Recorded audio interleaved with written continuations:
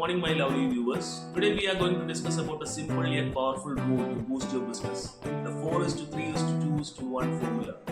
Consider you spend 10 hours working in a day. Divide it into like this. Spend 4 hours reaching out to new prospect. This is vital for expanding your client base and keeping the sales pipeline flowing. Allocate 3 hours to follow up with existing clients. Follow-ups are the key in service industry. They build trust and increase the chance of closing a deal. Dedicate your 2 hours to connect with existing clients or for upselling, cross-selling and for referrals.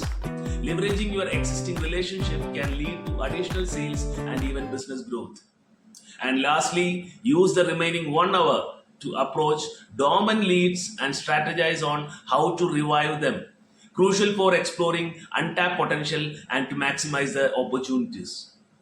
Implementing formulas can revitalize your business and drive sales. Whether you are a seasoned entrepreneur or just starting out, prioritizing all these activities will lead to significant growth.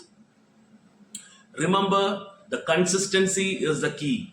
By why? Sticking to this disciplined approach, you will see tangible result in your business.